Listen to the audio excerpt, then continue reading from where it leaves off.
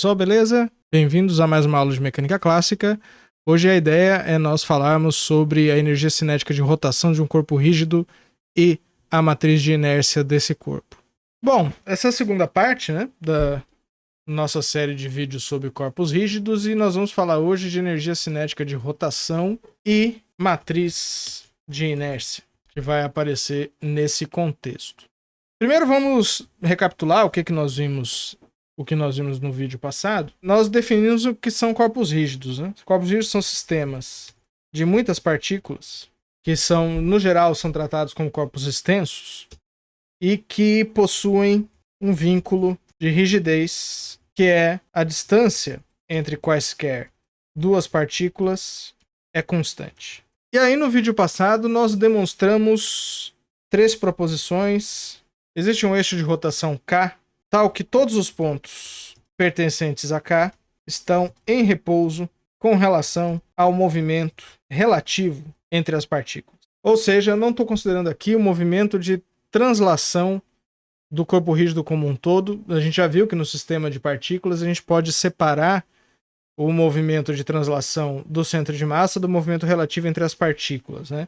E aqui no caso, no corpo rígido, claro, o movimento é de rotação. Segunda proposição é que a velocidade de qualquer ponto do corpo rígido é ortogonal ao eixo de rotação. E a terceira é que o módulo da velocidade de qualquer ponto é diretamente proporcional à distância ortogonal do ponto ao eixo de rotação. Então são essas 3 proposições que nós lidamos no passado e isso nos permitiu introduzir o conceito de velocidade angular ou velocidade de rotação, que eu chamei no vídeo passado, mas acho que eu vou chamar mais de velocidade angular, que ele é um vetor ômega. Eu vou colocar um bold symbol, eu vou colocar em negrito aqui. Velocidade angular ômega é definida da seguinte forma: se x é a posição do corpo rígido, ômega produto vetorial x, a velocidade deste ponto. O ômega ele é definido como um valor ômega escalar na direção do eixo de rotação. Então eu tenho aqui um K-chapéu, que é um vetor unitário na direção do eixo de rotação, e ele é definido com a regra da mão direita. A ideia desse vídeo é a gente ver quais são as variáveis dinâmicas nesse contexto, né? Então a gente vai ver primeiro a energia cinética do corpo rígido, porque ela já de cara vai nos dar uma quantidade nova e bastante interessante para a gente trabalhar.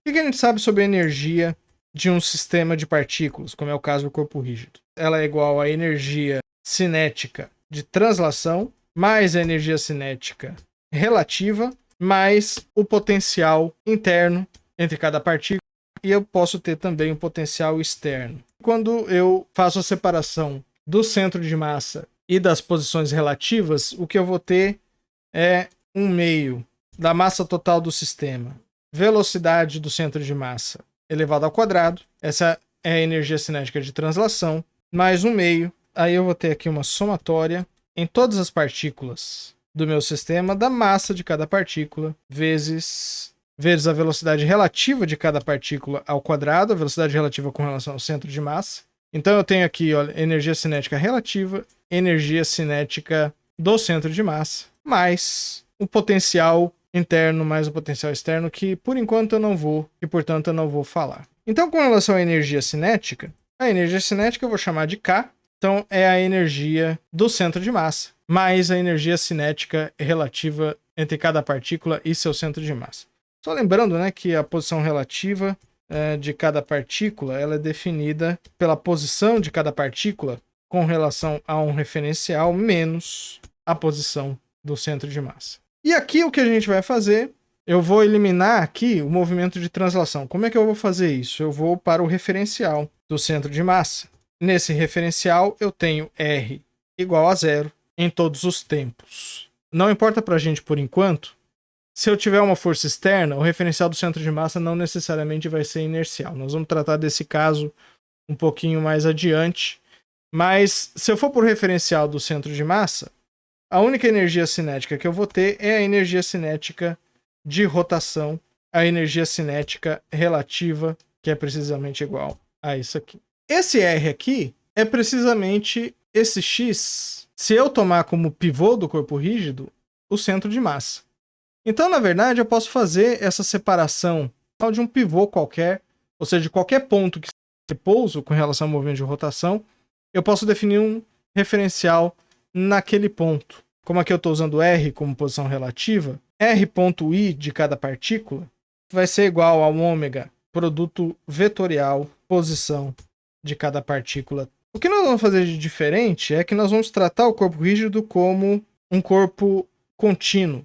Como é que eu vou fazer isso? Em primeiro lugar, em vez de eu ter uma massa, eu vou ter uma densidade de matéria em cada ponto do espaço. Aqui eu vou ter uma quantidade que é a densidade de massa, que é ρ, e ele depende de cada ponto, ele depende das 3 coordenadas do espaço quando eu estou em determinado referencial. Eu vou chamar esse ρ simplesmente de ρ vetor x, em que o x agora ele representa cada ponto do corpo rígido, de forma que a massa total vai ser a integral no volume do corpo rígido do elemento de volume vezes o ρ de x. Bom, vocês devem enxergar essa integral como uma integral tripla. Então eu tenho uma integral em dx, se eu tiver um sistema de coordenadas cartesiano, integral em dy, integral em dz. Aí eu vou ter os limites de integração, x1, x2, y1 e z, por exemplo, só estou colocando como forma ilustrativa, né? Então eu tenho a integral de dx, dy, dz de ρ de x, y, z. Claro que se eu for, por exemplo, para um sistema de coordenadas esférico, a integral não tem essa forma retangular. E aí, quando eu trato esse sistema como um corpo extenso, em vez de eu ter partículas individuais, eu vou ter uma densidade em cada ponto do corpo rígido. Então, eu pego essa densidade, e aí nesse caso, como é que eu vou escrever a energia cinética? Eu pego essa densidade, o ρ, multiplico pelo elemento de volume daquele ponto e multiplico pela posição daquele ponto. E multiplico pela posição relativa daquele ponto ao quadrado. E essa posição relativa vai depender, claro, do ponto. Aí eu venho aqui e integro em todo o volume do corpo rígido. Deixa eu abrir o GeoGebra. Vou desenhar aqui um corpo rígido. Claro que aqui está em 2 dimensões, mas então imagina que é um corte bidimensional, da mesma forma que nós fizemos no vídeo passado. Então imagina agora que eu tenho um ponto. Posso acompanhar esse ponto aqui e vai ter, claro, um vetor à origem e esse vetor posição. Esse vetor eu vou colocar em vermelho, só para destacá-lo. E também vou colocar aqui um texto bem aqui. Esse vetor aqui é o meu vetor que agora eu estou chamando de R.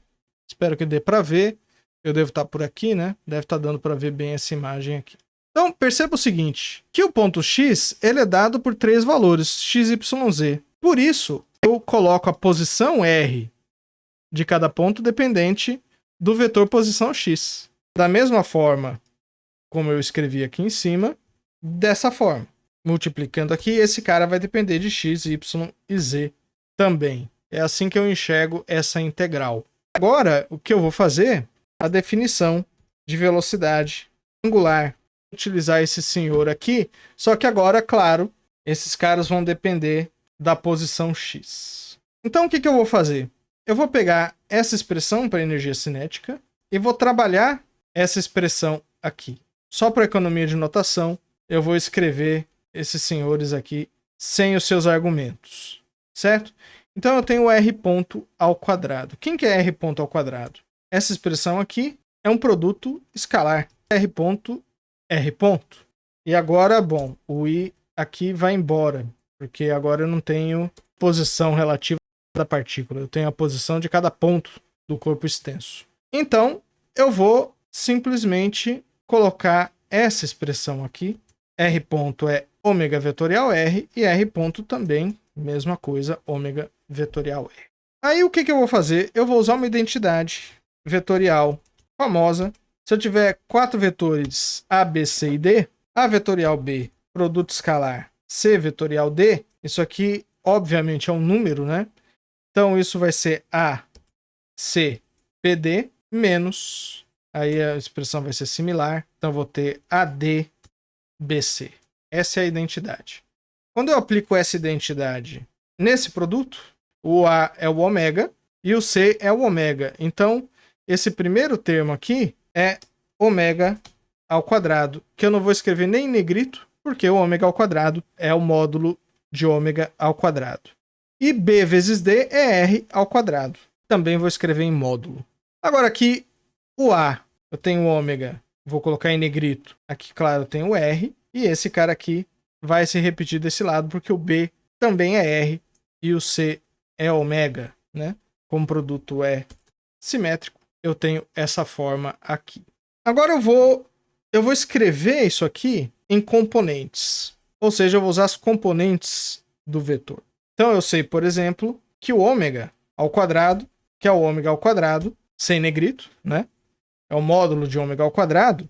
Ele é ômega I, vou colocar aqui uma somatória em I de 1, R negrito ao quadrado, é simplesmente R ao quadrado, RR. E aí eu tenho aqui o ômega escalar R. Quem é ômega escalar R? É a somatória em I de ômega I, RI. Então eu vou pegar essa expressão aqui, que é a expressão para a energia cinética de rotação, né, que eu agora estou chamando simplesmente de K, porque a energia cinética de translação virou zero. Esse termo aqui ele vai ser substituído pelo seu resultado através da identidade, certo? E essa integral agora, ômega 2R2, eu posso deixar como está. Não vou mexer nesses dois. Agora o ômega escalar R ao quadrado é ômega escalar R vezes ômega escalar R. Então, eu tenho duas somatórias e um produto. Primeira somatória aqui e a segunda somatória também, mas aí eu não posso manter o mesmo nome do índice, vou ter que mudar. Eu vou colocar uma somatória só, IJ. Posso mover todo mundo, se eu quiser, para lá e para cá sem problema nenhum. O que eu vou fazer é isso aqui. Ah, eu falei que não ia mudar aqui. Eu vou usar o ômega ao quadrado aqui. Ômega ao quadrado é a somatória e vou colocar aqui dessa forma. Essa expressão aqui, que parece que ficou complicada, né, em termos de componentes. Então, o que eu vou fazer? Eu vou tirar a somatória em I para fora da integral. Portanto, aqui eu vou ter uma somatória só em J. Ah, gente, eu esqueci a energia cinética tem um meio, né? Todo semestre eu esqueço esse meio quando eu vou dar essa aula. Aí eu tenho que voltar, colocar esse meio em todos os lugares, porque ele é meio de mv ao quadrado.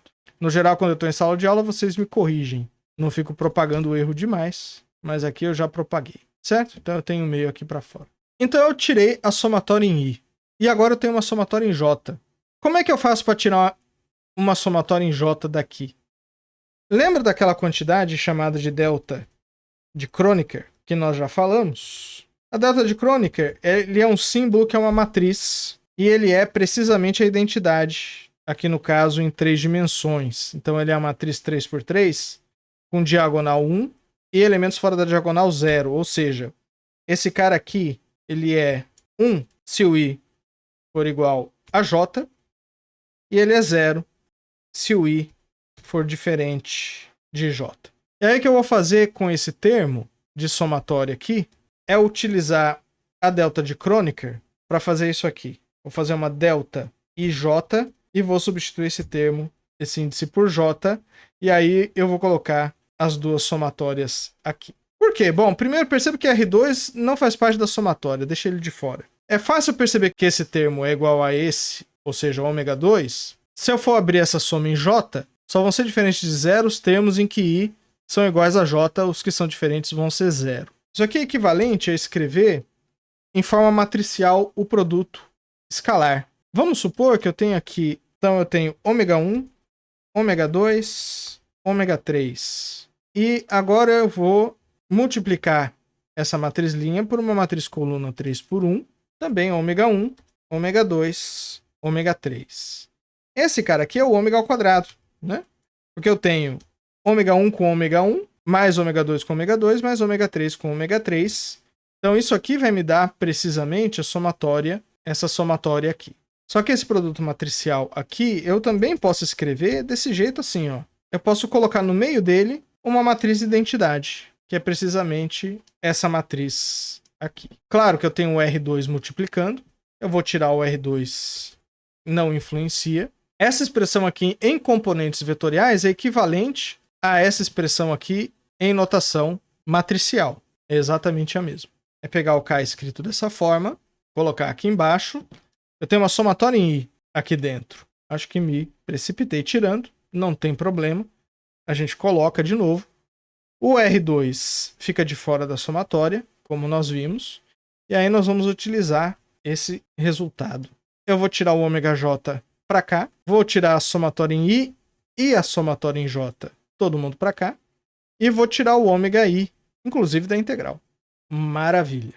E aí eu vou introduzir o que a gente chama de matriz de inércia. É um I, índice I, índice J, portanto é uma matriz, que vai ser precisamente igual a essa integral, que vocês conheceram como momentos de inércia quando vocês estudaram Física 1, provavelmente vocês não viram dessa forma. Mas se eu quiser representar essa matriz na forma de uma matriz 3x3, eu vou ter aqui integral componente 1, então eu tenho R1, R1. Delta 1 é 1, né? É a primeira componente da matriz de identidade. Então essa é a minha primeira integral. Minha segunda integral, os componentes fora da diagonal aqui são 0, portanto eu saio aqui. Componente 1, 2. E todas as componentes fora da diagonal vão ter a mesma cara. Só para não ficar tão grande, eu vou tirar a integral em ρdv para cá. Então eu estou integrando a matriz, né? Não tem problema nenhum. A expressão só vai ficar mais compacta. Aqui eu vou colocar um parênteses. Porque aqui é um, desculpem, aqui é um 3. Então aqui eu vou ter R21, que é igual a R12. R ao quadrado 2, 2. Já vou colocar aqui nessa diagonal R3, 3. Aqui eu tenho menos R2, 3. Menos R3, 2, que é igual também. E R3, 1 aqui, que é igual a R1, 3. Essas são as componentes da matriz de inércia de um corpo rígido. Então, com a matriz de inércia, eu posso escrever a energia cinética de rotação simplesmente como ômega I e J, ômega J, somatória em I, somatória em J, com 1/2. E claro que aqui, como são todos números, eu posso escrever aqui dessa forma e não tem problema nenhum. Essa aqui é a notação, é a forma da matriz de inércia na notação de componentes. Mas eu também posso utilizar a notação matricial. K igual a meio, ômega transposto, I. Agora eu vou colocar também aqui o I em negrito. E que agora, aqui, se eu for utilizar essa notação, eu preciso tomar cuidado com a ordem, porque produto de matrizes não é comutativo. Então, ele é ômega transposto e ômega. Quem é ômega transposto? Ômega, ela é definido como uma matriz coluna. É esse cara aqui, ômega 1, ômega 2, ômega 3. Quem é ômega transposto? Ômega transposto, claro, eu pego a matriz ômega e troco linhas por colunas. É a operação de transposição. Portanto, ômega transposto é a matriz linha correspondente a ômega. E o I é precisamente essa matriz aqui. Nós vamos usar frequentemente as duas notações. Essa aqui é a notação matricial. Claro que o resultado dos cálculos das contas tem que ser sempre o mesmo. Não depende da notação. Bom, pessoal, eu acho que podemos vir para cá e encerrar esse vídeo. Cumprimos a meta por enquanto. E então a ideia é mostrar que a partir da relação de definição da velocidade angular a partir da velocidade tangencial dos pontos do corpo rígido, nós podemos introduzir o conceito de matriz de inércia. E eu vou deixar um exemplo para o próximo vídeo. Para o início do próximo vídeo, nós vamos fazer um exemplo para vocês darem uma olhada. Além desse exemplo, no próximo vídeo, nós vamos tratar dos sistemas de eixos principais. Nós vamos ver que sempre existe um sistema de coordenadas no qual a matriz de inércia é diagonal. Sempre que a gente puder achar esse sistema de coordenadas, a gente deve utilizá-lo. Bom, então por enquanto é isso. Bons estudos e até o próximo vídeo.